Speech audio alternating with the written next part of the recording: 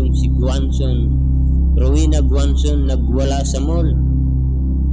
Ito po ang ating pag-uusapan ngayon.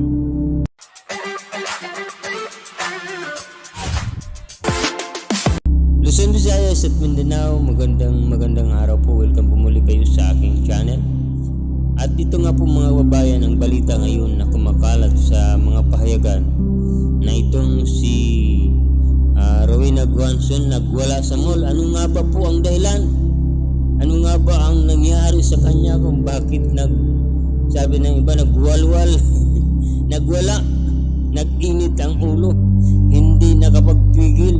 Ako po mga kababayan, ito po panoorin natin. No, hindi na. Tawagin ko ang guys today.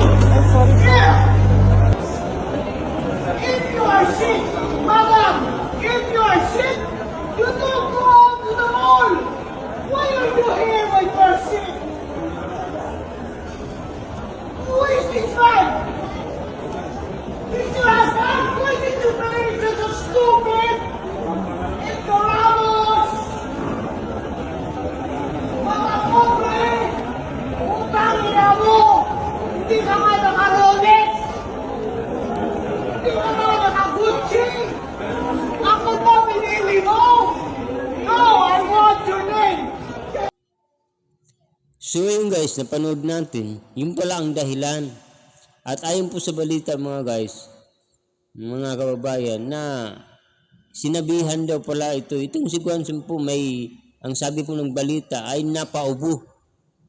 At mayroon po siyang nakatabi o nakasabay ba o siguro ganun na mag-asawa na bigla daw po itong nagsuot ng mask nung naubo itong si Guanzon.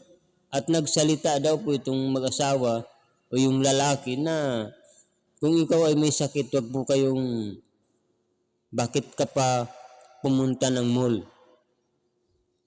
So, ayun, nagwala itong si Guanzon. Siguro guys, sa tingin nyo, dapat ba magwala ang isang tao kung pagsabihan ka ng ganun? Kasi sinasabi nga po niya sa kanyang sisigaw na parang lumalabas na gusto mo akong mag-apologize sa'yo? Di ba? Parang siguro na-insulto itong si Sabi nga niya, hindi ka nga naka-Rolex hindi ka nga naka-Gucci. Sabi niya, I want your name. Naku po mga kababayan, ganito po ba ang isang professional na abogado?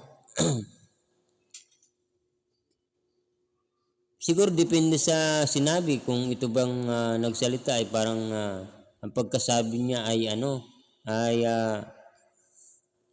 galit o pwede bang siguro kung sinabihan lang siya o depende siguro mga kababayan, pero hindi, sabi ng iba, hindi dapat ganun ang isang professional na tao na magsasalita at magwawala doon. Nakakahiya yun. Piling biktima pa, parang siya pa ang nabiktima na siya nga yung nakaubo. Pwede naman sigurong sabihin na halimbawa kung may nakain man siyang maanghang na nginunguya at napaubo siya, pwede namang sabihin, pasensya na po kasi may nakain ako maanghang, naubo ako kaya naghahanap ako ng mainim na tubig. Pasensya na po. O ganun.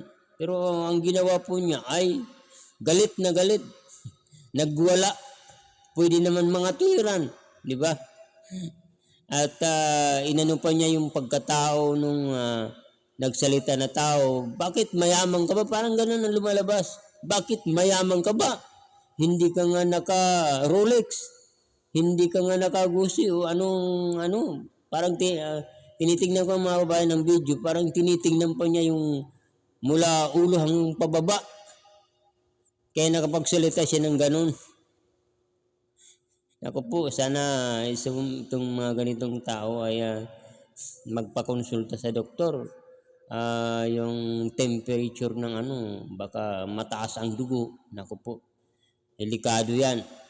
Mag-iingat po tayo mga kababayan sa mga ganitong mga ma-encounter natin, yung mga ganitong tao na mainitin ng ulo dahil bubugahan ka talaga mga kababayan. Kaya ano po ba ang masasabi ninyo dito? Ano ba ang reaksyon nyo sa ginawa ni Rowena Guanzon? Ginawa dun sa mag-asawa. Tama ba yun? O dapat ba siyang humingi ng dispensa? O dapat ba siya magwala? Ilagay nyo lang po sa comment section. Ay nako, napakasimpleng bagay, di ba? Napakaliit ng mga bagay, pinapalala. Ganun talaga ang panahon natin ngayon. Maliit na bagay ay gustong palalain. So hanggang dito lamang mga kababayan, magkita-kita po muli tayo sa susunod na mga video. Ako po ay magpapaalam na at mag-ingat po tayong lahat.